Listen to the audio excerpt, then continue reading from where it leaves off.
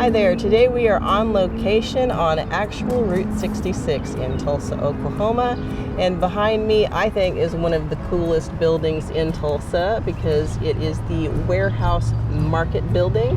I have always wanted to paint that. It is a prime example of Art Deco architecture and has a really cool history that I'll tell you about later. So I'm going to paint it while I'm in my car because it is goodness to gracious hot out here today and I don't want to melt. That's just the way it goes. So, let's do it. Here we go with the history on this thing. It was built in 1929 in the Art Deco architecture style, and it started its life as a farmer's market with a very much larger footprint. During the Great Depression, though, it became a club, oddly enough, kind of a speakeasy type thing, and it hosted artists such as Duke Ellington and Benny Goodman and Cab Calloway. That was short-lived, however, and it went right back to being a market. Home Depot bought it in the 90s because they have a store directly behind it, and they were actually able to preserve the entire facade, which was an amazing thing for them to do. Alright, so as you can see, I have this drawn out. Sorry, I do apologize for my voice. I've had a bit of a cold lately, but anyway, I have it kind of drawn out. I have not gone crazy with detail, but I'm going to now ink this so that it will be easier to fill in all the color and not have to go crazy with realism, because I'm kind of just not feeling that right now. So I'm just going to use this Faber Castell Pitt Artist Pen in a 0.3 to fill in some of these details so that I can, then just go easy with the color. And so what I'm going to do is I'm going to turn the camera off again because I have my phone here and don't have a ton of battery. So, that's just the way it goes. Have the ink finished now, and I'm going to be using my Van Gogh watercolor set for this. But I am going to turn the sound off because no one wants to hear my air conditioner running the whole time. I'm starting on the sky, so I am mixing Cerulean Blue with Ultramarine Deep, and we're going to water that down and fill in the entire sky, painting around the tower, of course. I do apologize for my hand being in the way here, but unfortunately it's going to be like that a lot in this one because of how I had to set up my camera in this tiny little tight space. I have a little bit of a burnt umber and Payne's gray mixture left over here, so into that I'm going to add some yellow ochre, some burnt umber, and some burnt sienna. That's for the main color of the building. Then we're going to mix all the same exact colors, but we're going to mix it a little darker on the brown side of things, and we're going to use that for a shadow color. And water that shadow color down significantly and use it for the pavement here. We're going to let that dry while we do other stuff. Since I already have the lines drawn, I'm almost going to be just doing in like a coloring book type thing here. So we're starting out with the lighter color and we're going to fill in the entire front facade here, other than the areas where you can see all of that cool colored terracotta like little details.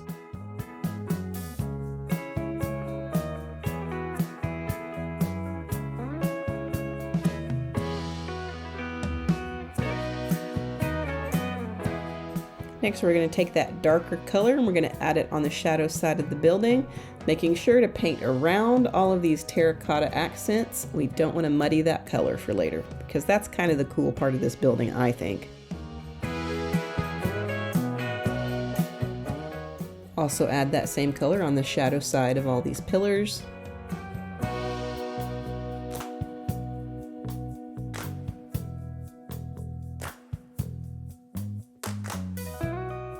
We have some white finials on the top of these little tower type things, so we're going to use Payne's gray for the shadow side of those. And on all of the white terracotta accents on the top, on the shadow side, of course.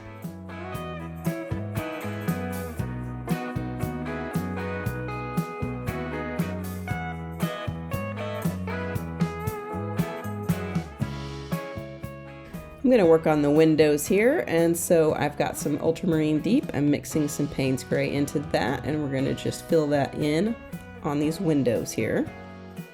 Right above the windows there is a line of that bright blue terracotta tile, so I'm going to go ahead and use some Ultramarine Deep to fill that in.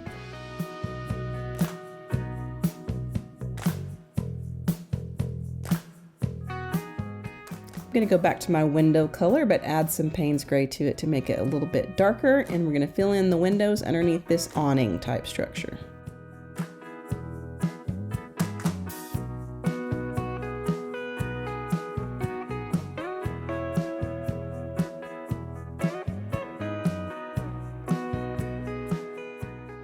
Now comes the very delicate part where we're filling in tiny little details that you might not even be able to see here because my hand's in the way.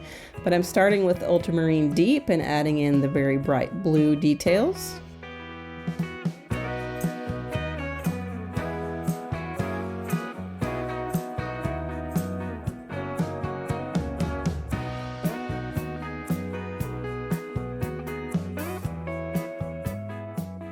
Next, I fill in these planter boxes real quick with some burnt umber mixed with Payne's Gray. Fudge in some detail really quick with some Payne's Gray. And next we're going to mix up some lovely greens for this foliage in the front here. I'm starting out with Sap Green, and then I mix in some burnt umber for that. Didn't show you the details of the mixing, but anyways. And then for a darker color of green, I mix the Hooker's Green with a little bit of burnt umber for a shadow color on the bottom here.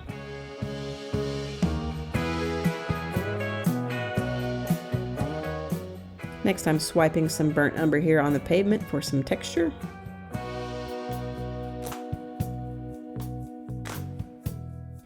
Next, we're faking in some more of these terracotta details with the blue.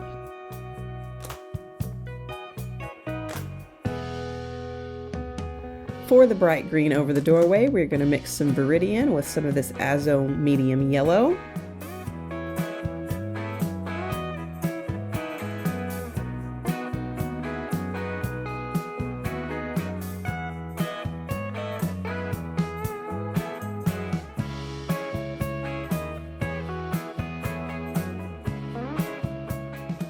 For the red terracotta, we are going to mix some red light with some Madder Lake. Next, we add in those tiny little red details, and I'm kind of trying to fudge this in without driving myself crazy with details, but without just completely dismissing what is there, because I feel like these tiny little details are what makes this building so cool. So I'm trying to do it some justice. And we'll add some of that along with all these blue tiles on the top.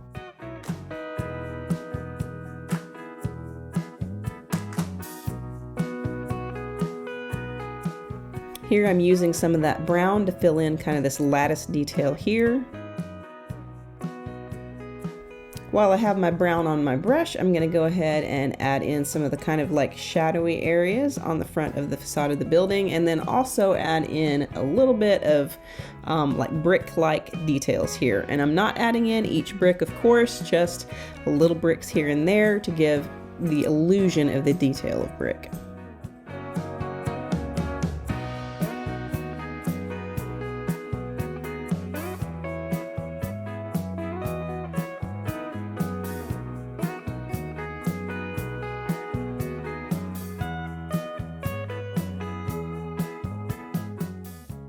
And here I'm fudging in some more detail on this awning area. It kind of has a lot of open grating, but I don't want to spend a ton of detail on that because I don't want it to be the focus of the painting. Next, I think we need to darken in some of the details here underneath the awning and add in deeper shadows here.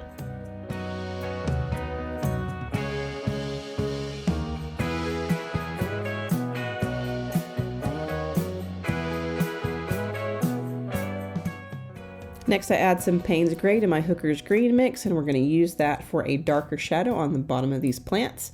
It definitely did not have enough shadow for the light that's out here today. And we are darkening again the window area with my Ultramarine Deep and Payne's Gray mix.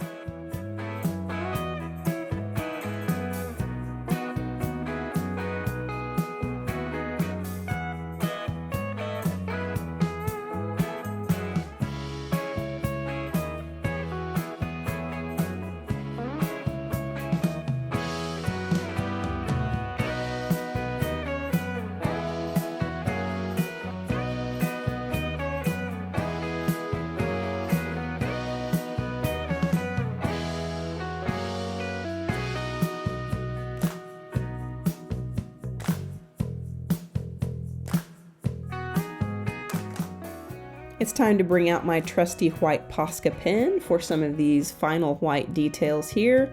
And I do apologize that again you cannot see it because of the angle of the camera, but I'm just adding in some of this lattice work that is at the top of this building.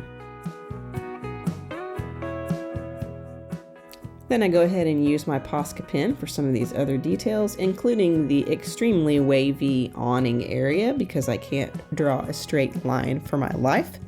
But anyways, just filling in some of the final highlight details here.